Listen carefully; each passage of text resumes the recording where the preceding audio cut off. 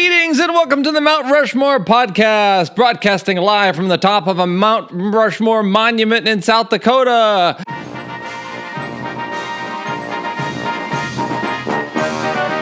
This is the Mount Rushmore podcast, and with me is Richard. Hello. And Michael. Howdy. And this episode, our topic is the Mount Rushmore of shitty things about the Beatles. Richard. This is not the shitty Beatles. That's a Wayne's World joke. Yes. Oh, okay. But I am a huge Beatles fan, and I think I thought of this. This has been one we've been kind of shedding. It's been in the shed for a while. I think that early on we had decided that negative type episodes didn't feel good to record. Oh, okay. We're past that. 150 something in. Screw it. Matter now, yeah. Let's just do it. Yeah, we did a heel turn. It took us 3 years, but we got there. So this is and based on you love the Beatles. I love the Beatles. At the same time, when history becomes mythology, becomes hagiography, it starts to become something. I think that's when you need to take a step back. Yeah. Take a step back and say, let's be realistic with who these people were. Let's be realistic about this band. So I was talking about this topic with my wife, Emily, and she said, this isn't one of my topics. This is one of my choices. But she's like, you know what you should say is that how people aren't allowed to not like the Beatles. And I think this goes to what Richard kind of said, is that there's so much mythology that's built in. There's so much history. There's so much... they were there firsting of them, that they're often mythologized and they're built up to this point that if you start to say a shitty thing about them, there are people that will just chime in and brute you, tear you down for whoa. And this isn't just this is just in general. This is just maybe I don't like their music as much as other people. And then that is an immediate, strike against you. We will get into this as we go deeper into the episode. I think history does that for us. It makes so that we only remember one fascist dictator, and it makes so that only one Trump. Yeah, that's right, Donald Trump, and it keeps us from remembering the pantheon of amazing musical artists who revolutionized entertainment in the '60s. But we only remember one or two, and so. And it's not the Beatles' fault necessarily, but it's kind of hard to hear that same story over and over again every time there's a one of those TV shows that talks about the 60s. Yeah. Okay, so Richard shows it, so Michael starts it. So originally I wanted to break it down into a category of John, Paul, George, and Ringo. But you can't because there's nothing bad There's nothing bad about Ringo. Right. The worst thing I could find about Ringo was that he stopped answering his fan mail in 2008 because he would handwrite notes back to people and they'd end up on eBay. And that was literally the worst thing that you could find about the kicking boy of the band. If you do get a chance, look up on YouTube the video that he posted to say that he was no longer accepting fan mail and wouldn't be signing anything because he says the words peace and love every 10 seconds. It's unbelievable. He says it as much as Hulk Hogan says brother. Yeah, it's just something I might go a lot. Yeah. He just throws in a peace and love. Peace and love. It's being from the valley, is just worked into my speech pattern. It's just for him. It's just peace and love. But there was nothing really I could find that was bad about Ringo. Really, also George. It's kind of just right. It's kind of just John. So my number one thing is John is just kind of like a piece of shit as a human being. My wife beater. Also, my first pick. Good. I have John Lennon, comma asshole. Yeah. So mine specifically, kind of, my choice is that he was kind of a very violent, angry person and would take it out on the people, on his wife, on his wives, on his children, on people that he would kind of, club owners and DJs. I saw a story about a guy that he nearly beat to death. He was abusive to his wife, Cynthia. Mm-hmm. He was abusive to Yoko. Mm-hmm. And, it's kind of, this is a guy that, like Ringo and like the rest of them, were talking about peace and love and understanding, and then the other side of the door is he's hitting his wife. Yeah. And like, oh, well, you're awful. Mm-hmm. You might be a genius, but you're a bad person. Mm-hmm. And I think so much of the myth of him is built on the public image that he tried to put out there that kind of covered up his private image. Mm-hmm. That it, often these are so difficult, or so different. And I think with any sort of mega pop star, any sort of icon, you start learning that sometimes they're just not great people. Yeah. They might be trying to do great things or might be involved in a great movement, but oftentimes personally they're just like horrible. Mm-hmm. I do think entertainers and artists sometimes attain that position because of their toxic narcissism that allows them to focus on crafting their own public image and celebrity to the detriment of personal relationships. I would ask you, it is unflinchingly wrong all the time to ever be abusive.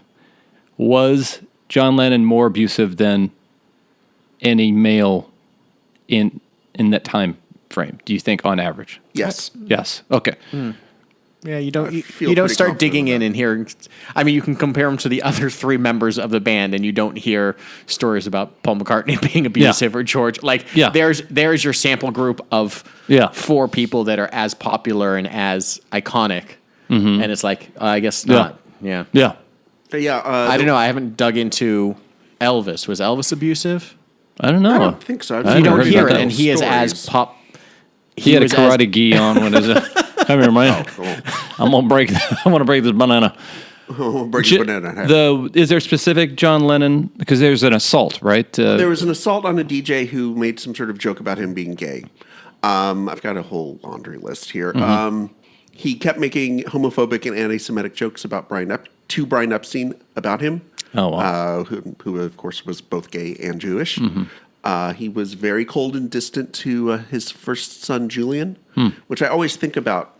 Every once in a while, I'll watch the video for "Too Late for Goodbyes." Mm-hmm. If you guys remember that video when it first came out, it's got this he's playing the song, and then in the doorway there's a silhouette of a guy goofing around and dancing, whose silhouette looks suspiciously like John Lennon's. Oh, wow. And I always think about that. That must be real. It must have been just so tough for Julian, who barely knew his dad because his dad essentially abandoned him when he was like 3 years old. Mm-hmm. So that must have been just little stuff like that must have just been so tough for him. He cheated on Julia with Yoko, and it's very open and a shithead about it. He was a heroin addict, which I guess, I shouldn't say that as a detriment. I mean, it's a thing that happened. Yeah.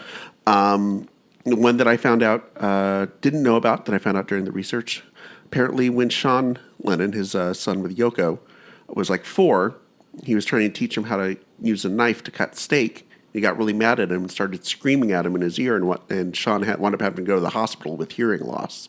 Oh, God. Yeah. So it wasn't just this idea of, well, he was young and angry, and he kind of aged out of it. I mean, there's the whole Lost Weekend. The series of however, 18 months, 2 years, where he was basically had split from Yoko, was dating his personal assistant, and was running around getting kicked out of nightclubs with Harry Nilsson all the time. Yeah. So I don't think you can. So it's not something where it was just, oh, well, he was young, he was immature, or he was dealing with being a celebrity and didn't know how to take it at first. I mean, it's a pattern throughout his life, and even though at the end of his life he seemed very accepting of what he had done and contrite, and introspective about it, I don't think that excuses it. I agree. Yeah. Well, Jimmy Webb, in his autobiography, talks about Harry Nilsson calling him up to insist that he become an alibi and say that he was with Harry Nilsson and John Lennon on the night that I think he punched a photographer coming out of a nightclub. Okay. Something like that. So the arrogance and narcissism had developed into this world this self-identity like it did with, say, Pablo Picasso or Harvey Weinstein or the President of the United States, in which they developed this toxic narcissism in which they believe that they're above the law of humans. and of course, I mean, this is all sort of amplified by the fact that he publicly was espousing this peace and love vision. Yeah. So it, like it or not, it's hard to reconcile the public image and what he was espousing versus who he was as a person. And look, that dichotomy in a lot of ways is very interesting, very humanizing, but it's just not something that a lot of fans want to think about or talk about. I do believe that if we are not a mockery of our own ideals, we've set our sights too low. And I think if you would say one was counterfeit, would you say that his idealism was counterfeit? I don't know. I just think he fell very short of the personal execution of peace and love. And whereas he might have had his eye on this larger execution, he thought it didn't apply to him personally. True. Yeah, which was bullshit because it all starts at home. So that the verse choice for both you guys is John Lennon's personal failing. Personal failings. Okay. Winfield, what's your? Oh, so Richard, do you want to do your second? Yeah, I'll do my second. So this year, this past year, 2018, I should say, there was a bit of a kerfuffle, let's call it, a hullabaloo around Quincy Jones. Oh yeah, coming out and basically in an interview saying that the Beatles were all, with the exception of Paul, really shitty musicians. Even claiming that session musicians had come in, particularly to help out Ringo when he couldn't do some drum parts. Now, I don't know. That sounds like bullshit to me, especially the session musicians coming in to augment the rest of the band. There's just so many. No band has had their recording sessions as scrutinized and you can buy book. I have a book that literally is just every recording session. Yeah. Here is what they did that day. So I just don't buy that. However, I think what I want to talk about in this context is Paul McCartney's annoying sort of virtuosity. It's like you have that friend who's like really good at everything. Yeah. And it's not that he's like smug about it or anything, but it's just that he happens to be really good about it. And the fact that he's kind of very humble about it almost makes it worse. And that's me usually. So sorry if you guys when you guys think about me, but that's kind of Paul McCartney. I mean, he was, there's the story I have heard is that, someone asks, is Ringo the best drummer in rock? And someone else responds, he's not even the best drummer in the Beatles. Yeah. Oh, I read that was apocryphal, that it wasn't said by anyone in the Beatles. It was said by... Oh, no, I'm not saying it was said by somebody. It was said by somebody. I think that was something that was said during the Beatles with the implication that Paul was... A UK comedian, Jasper Carrot. Jasper Carrot, yeah. Of Jasper goes to the Rowdies fame. Yeah, apparently it was like attributed to John Lennon, but go ahead. No, sure. I mean, there's a reason for that. Paul McCartney is a very good drummer, and he has drummed on pretty much all of his solo records and the Wings stuff and all of that. And he did do drumming on several Beatles songs back in the USSR. What's the other one that I'm thinking of? Ballad of John and Yoko. So he did, at least that we know about, several songs. And he was also maybe the best guitar soloist of the group. Yeah. So if you listen to Taxman, which I didn't know about until doing the research for this, the guitar solo at the end, which is just batshit crazy, doesn't sound like anything else in the Beatles sort of canon of guitar parts. That's because it's a Paul McCartney guitar solo and not a George Harrison guitar solo. And I have a whole list here. In Jeff Emmerich's book about recording the Beatles, he does repeatedly describe George as an insufficient guitarist, and they would have to leave while he recorded his lead guitar parts. And then Paul was usually the one who was in Ringo's ear letting Ringo know when it's time to come back in on a song. Right. Or giving George some tips on how to pull a solo. So that must have been just, impossibly annoying for George Harrison. Yeah. Or for any of the other Beatles. Yeah. To know you've got this like guy kind of just sitting there, very... Yeah. Do you want me to jump in and play that then? I've been reading Eric Idle's autobiography, and he bemoans to George Harrison how hard it is to be in Python because you've got John Cleese and Graham Chapman, and George goes, try being a Beatle. Yeah, exactly. Try getting some studio time in when you got John Lennon and Paul McCartney. Yeah, poor George. Yeah. I mean, it must have just galled him to know that they made sure that Ringo got a song on every album. Yeah. And he had to fight for his stuff. Yeah. But I just, this started off as actually entitled, maybe they weren't great musicians except Paul. But I think it really I started thinking about what it would be like to be the other Beatles. Yeah. It's kind of like being Aquaman in the Justice League or something, right, where you're like, you got this guy named Superman who can probably, he's got this for the most part. You're just kind of all along. You're along for the ride a little bit. Yeah. Well, it's funny. That almost leads into my next pick. Okay. Which is, some of their parts are better than them individually. Because once they left the Beatles, like the drop off on songs seemed to just go straight down. Like, what is the best John Lennon song? Imagine?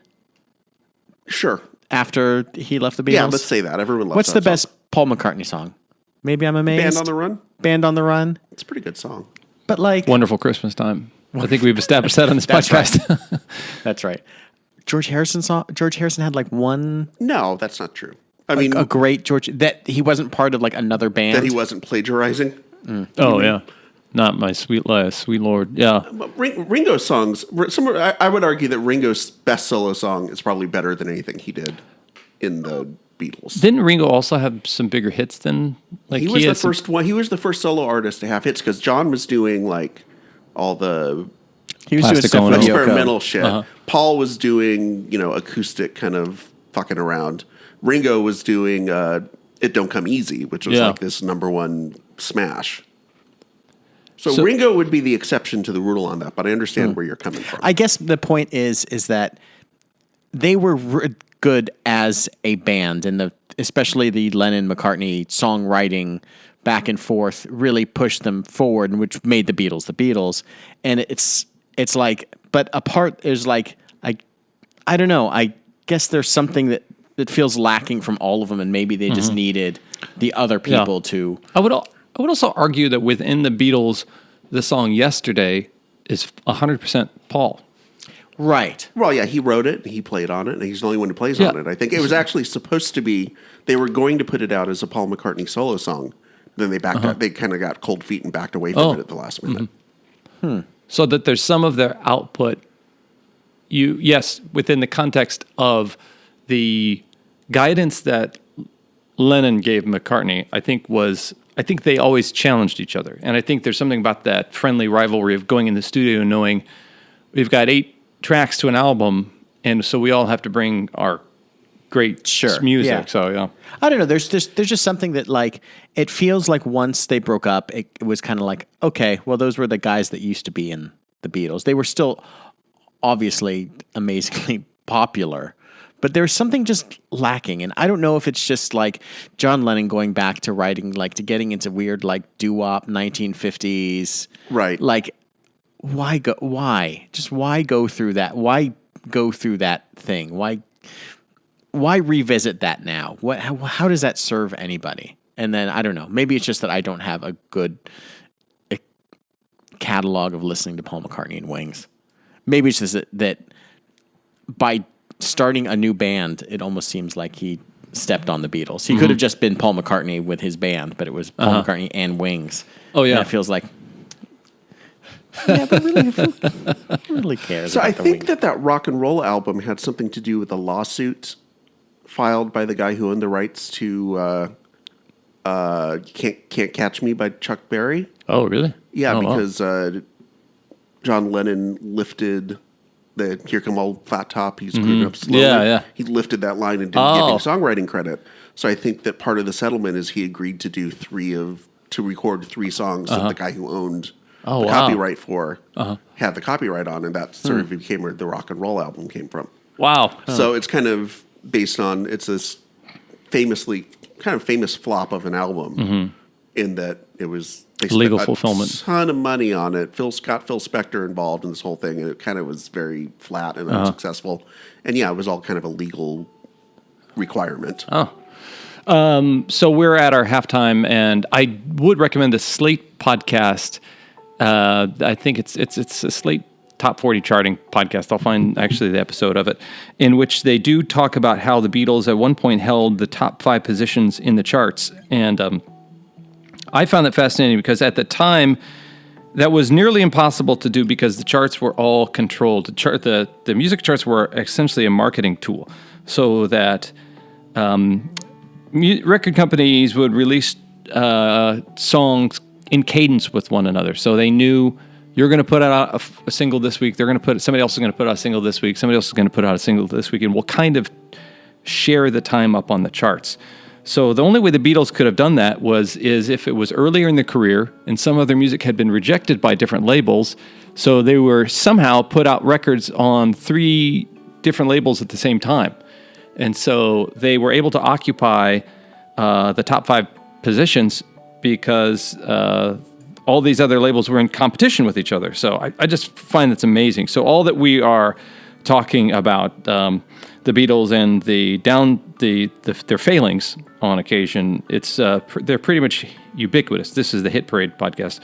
Ubiquitous in terms of their continual celebrity and continual critical success and continual financial success. They were the top selling and the top critiqued act throughout their entire career. So this is the Mount Rushmore podcast, and we are imploring you to go out onto the iTunes and go out to Stitcher and go out to iHeartRadio and leave a review for our podcast, for the episodes. Download them, rate them. We'd love to hear from you. And you can join us in the dialogue out on the social media and go on Facebook, go on Twitter, go on Instagram, search Mount Rushmore Podcast. You'll find us. Yeah. Do you have a favorite band that you'd like us to shit all over? Yeah. We can do that for you. Zombies? Boom. We'll nail you. The Trogs? Boom. ABBA? Gotcha. Right on our sites. Listen, Mike and the Mechanics, we're coming at you. Just the Mechanics. We can. Mike's a good guy. We're good, Mike. So there's that, and we invite you to do that, and we invite you to support other podcasts, this being one of them. Once upon a time, there was a gnome. Once upon a time, there was an elf. Once upon a time, there was a little boy. Once upon a time, there was a time, there was an gnome. Once upon a time, there was a time, there was a once upon a time, there was an old rug. Once upon a time, once upon a time, once upon a time, once upon a time, once upon a time, once upon a time, and no one lived happily ever after. Fairy tales for unwanted children. Find us on iTunes or at periodically.ca. We're back, so it is time for Richard, I think, or I guess this would be Michael to let us know his third choice. Sure, might as well swap it around. Shitty things about the Beatles. I don't know if this is fair. Since when have we worried about that? I don't know if this is fair to attribute to him, but the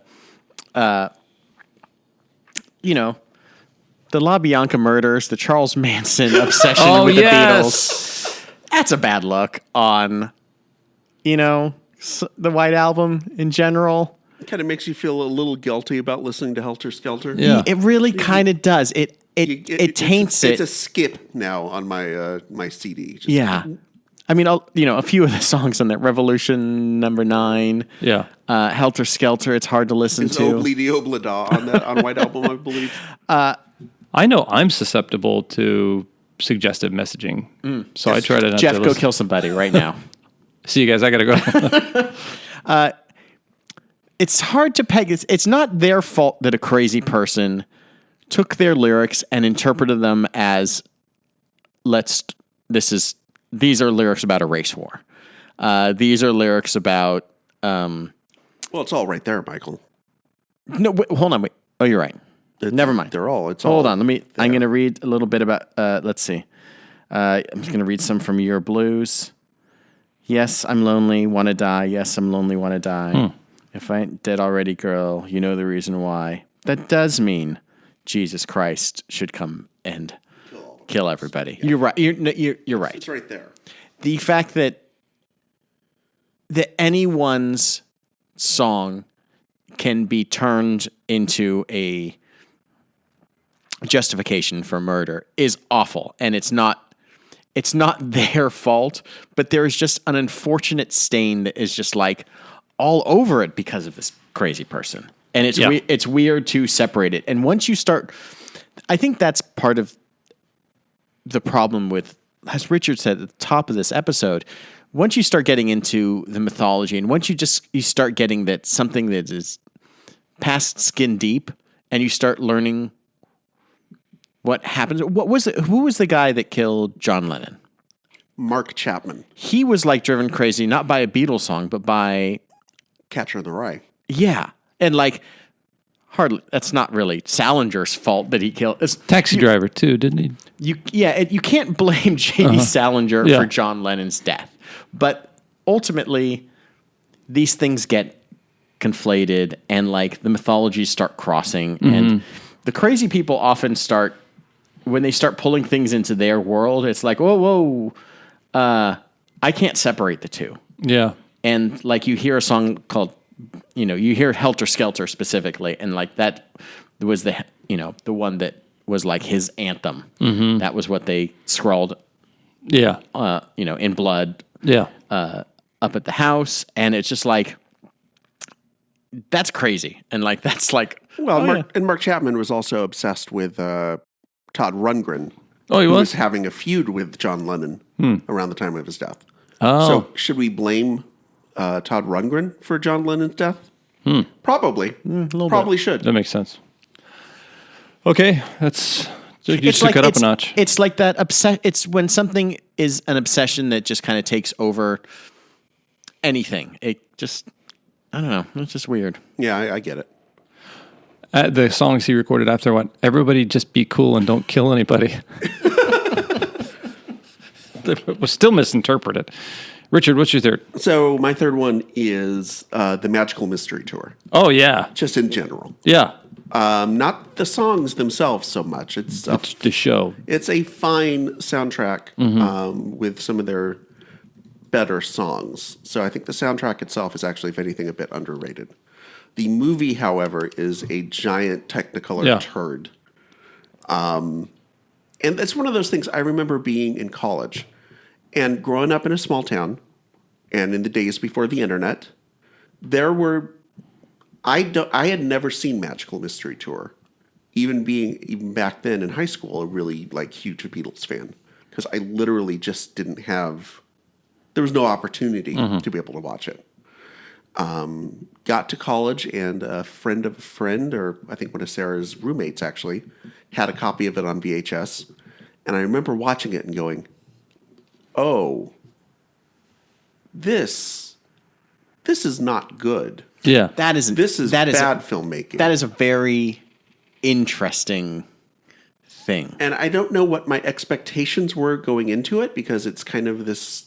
I think I was thinking it would at least be interesting, if not good, in air quotes, but at least it would be interesting. And it is not particularly interesting or good. It's that thing where what happens when the artist you love puts out something shitty and you're just like, you guys. Oh, man. Yeah. I don't... And it was the God, first... I'm so disappointed. I'm not even mad. I'm disappointed. Yeah. Yeah, if you guys do watch it, what you will see is a lot of completely disconnected scenes without plots, attempts to try to pull off some sort of Monty Python humor without Monty Python being involved. Trippy, again, using the air quotes, visuals. And it's funny because Paul McCartney still defends the movie. Like, if you watch the anthology series and he talks about it, oh, yeah, well, they still show it in film school. I know Steven Spielberg said that it was an influence on him, and it's like, dude, you can admit it's a piece of crap. Yeah. It's okay. It's okay that you, Mr. Perfectionist Paul McCartney, did something that wasn't good. Yeah. And it was the first time the Beatles had failed And when they failed spectacularly. I mean, this was supposed to be a Boxing Day program on the BBC, which is like basically the biggest time slot that you could possibly have in England. And it was made even worse by the fact that it was shown in black and white on BBC One, even though it was a color movie. Mm-hmm. So if there's anything interesting about it, it's kind of the use of colors. It's very vibrant. And nobody saw that when it first ran because BBC decided to run it in black and white because there were only something like 20,000 color TVs in England back in 67 or 68, whenever it came out. The little bit I've read, it sounds like an era where Paul was the cheerleader for the band. And he was the one pushing to like, let's do something. Is right after Brian Epstein had died. Yeah. So they didn't have anyone who was like a Svengali or someone who could basically giving them guidance. Yeah. And so you're right. Paul kind of became, I think, the person who tried to become the leader. Yeah. And I can see to them drawing influences, whereas the Beatles had, even though their repertoire was highly influenced by Motown, by Chuck Berry, by American soul, R&B, Isley Brothers, all these other influences, they were a band that had been leading the way in terms of enlightened music and Eastern influence and all these other things for so long. So to be at that point where they go, let's do this thing. It's kind of like the electric Kool-Aid acid test. It's kind of like this, this something Timothy derivative. Leary, this trippy acid trip like they would do in Woodstock or something. Let's get on a magic bus and do this thing. Yeah, it does seem so derivative of following trend. I mean, I think that they were trying to do something in their, probably at that point, ego of thinking that we basically have changed music. It's like, what can we do? We've done film. What can we do with this medium television that hasn't been done before? Yeah. And it was just a matter of kind of getting it over their heads. Yeah. They were way over their heads on this. And it's interesting because each of the four Beatles attempted to have an acting career to some extent, or were involved with acting. Even George Harrison. Yeah. Like if you ever watch The Ruddles, he has like a small part in it. I think he does a few things in some like Terry Gilliam films and stuff like that. Obviously, Ringo and Paul had Give My Regards to Broad Street, so best not say too much about that. But they each tried to have these like acting careers, and it never really worked out. Cool. Okay, Winfield, what's the last one on your plate? My last one is, want some more information on the Beatles? Good luck. That well is so wrung dry. These four lads have been picked over. Every ounce of information or interesting thing has been squeezed out of this band, that the only thing you can get is like them redefining and admitting like things about their songs that make them more depressing. I remember specifically hearing that like Paul McCartney talking about the song Blackbird. Blackbird could be a beautiful song, a metaphor. And he's like, yeah, it's about this girl. She was black. And, in London, you called girls birds. So it was a song about a black bird. And it was just like, that really is what the song is about, isn't it? Right. It's just about a black girl. It's not civil rights? It's not.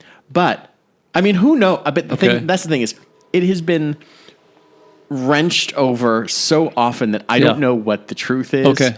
And ultimately, it feels like maybe the 78-year-old mind of Paul McCartney, maybe that is the truth. I don't know. Right. And like partly, I don't care. He's got to be so tired of trying to explain every song he ever wrote. Yeah, and like this, and specifically the songs. No one asks him about Wings songs. They only ask him about Strawberry Fields Forever. Yeah, nobody ever asked about Mole of Kintyre. What is that about? Yeah, this band has been like picked apart. If you go on like their Wikipedia page, everything is footnoted to the 100th degree, and you're just like, I can't read this page because everything is a little bracket, little 1A, bracket here, 17B. It all leads to something. It's just like this band has been dissected so much that what is left is, it's all just a footnote, and I don't know what is true. I don't know what is interesting. Yeah. The fact is that you can actually be a Beatles historian. Yeah. That's a thing you can be. Yeah. That's like a full-time job that people have. Yeah. That's insane. They were a band. They were together for 5 years. They made 10 albums or something like that? I do love, there was a Portlandia episode where Fred was talking to, can't remember, Carrie, and he was like, you know what I should do? I should do like a definitive Beatles documentary. And he starts telling it to her. He's like, and we'll start with some black and white photos and at the Cavern Club. She's like, yeah, that's every documentary. He's like, and then we'll go through and we'll follow them into India. And she's like, yeah, that's everyone. And then we'll just talk about it. And it's the way she describes the way that people have to talk about the Beatles is in a very, it's they did a documentary, Ron Nasty? No. Ron, who's the director? Howard. Ron Howard did a Beatles documentary that was okay. I watched it and I was like, I don't remember getting anything new from it. Mm-hmm. They animated some black and white photos with smoke, and it was that was a big. you animated black and white photos from the Cavern Club. Yeah. On my way over here, I was listening to the Beatles channel on Sirius. And they have a show called the Fab Four, where it is two people talking Beatles for 2 hours every week. That's too much goddamn Beatles talk. I don't understand how that it's ship sailed, boys. Mm-hmm. Growing up with my dad, we used to do things on Sunday. Whatever outing we'd have, we'd turn on Breakfast with the Beatles, and they'd play old hits and demos and different things, and that felt like that's enough. Okay, that's enough. And every time we drive up to Thanksgiving, K-Earth or whoever, 98.3 would have their Christmas with the Beatles or Thanksgiving with the Beatles, and just be playing. Just okay, yeah. And this was 30 years ago. I work for a large entertainment company that is named after a gentleman whose head has been cut off and frozen. Has been severed. All the people in the fan club want is just another frame, another recording of Walt clearing his throat. Could you find a photo of Walt eating a donut? We need some more Walt. They can't get enough of that Walt. They would much rather have one photo of the Walt walking shot from far away. Walt's off in the distance, his back turned to the camera, flipping the bird towards the camera. They'd rather have that than a brand new animated film. They just love them some Walt. My last choice, and I'll just kind of roll into it here. Roll I think it's because it's cold in here. It's related to this.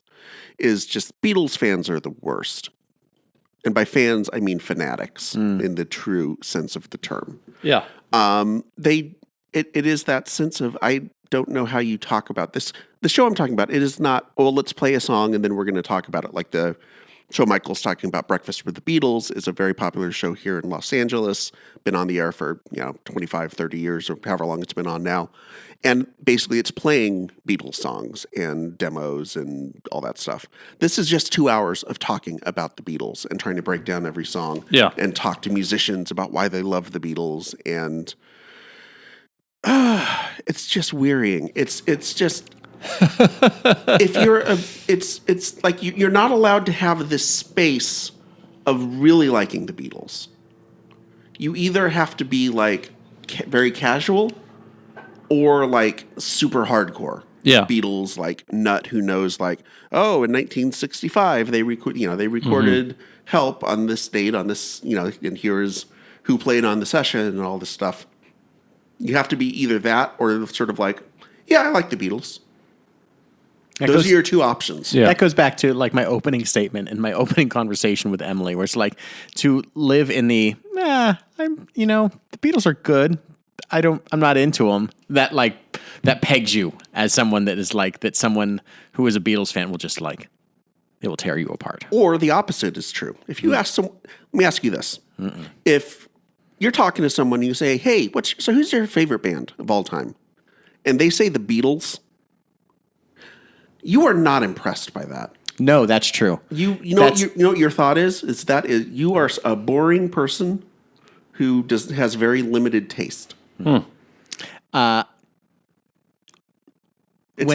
was in high school, I felt so utterly unique that I was so into Star Wars as much as I was. Right. This was 10 years past Return of the Jedi.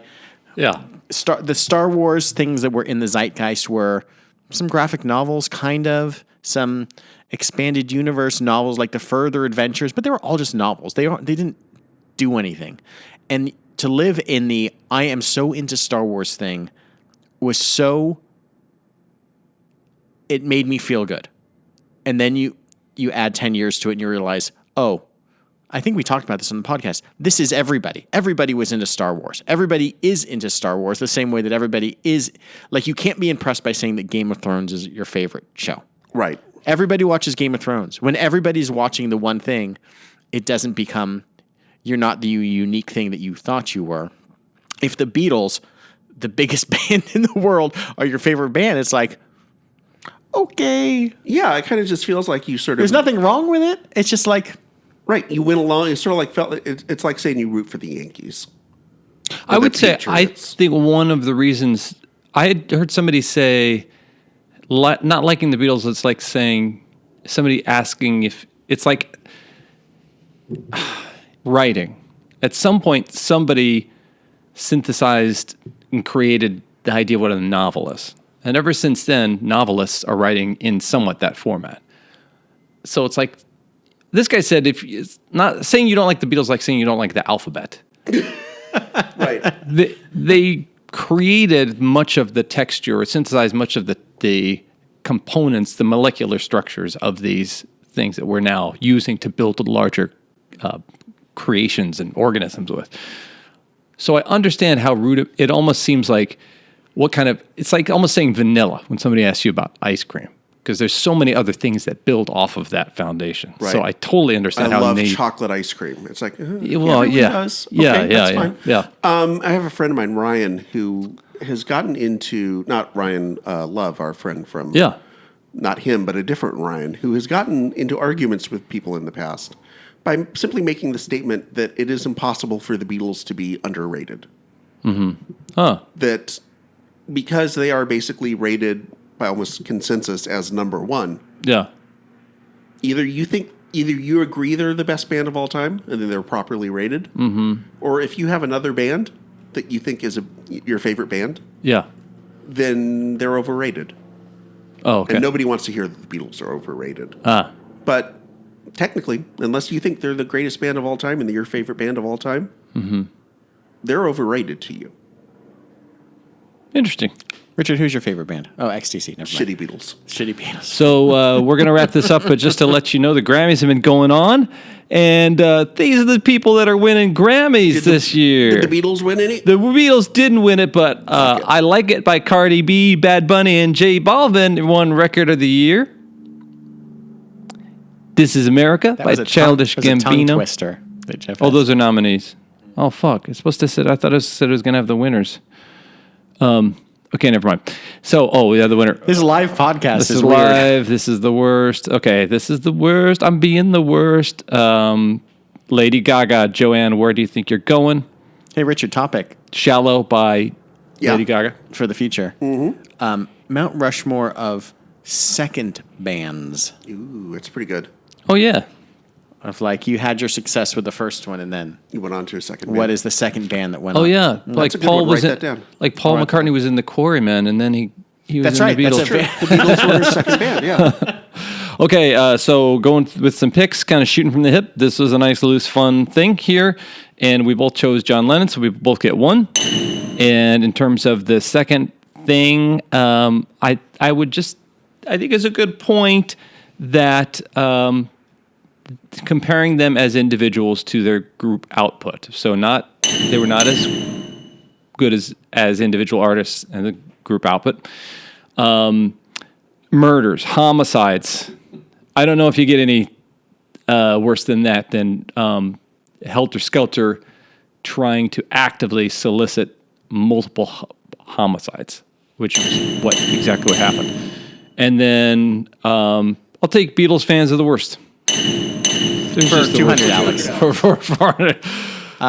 This week was 6-5 me. Okay. Oh, well. So, this has been the Mount Rushmore of why the Beatles are shitty. Oh, wait, hold on a second. I didn't realize we had one of the Beatles here. No, I think it's Peter. Oh, sort of pop in. Peter Asher. I think it's Peter Noon. Mrs. Brown, you've lovely daughter. I'm married at time.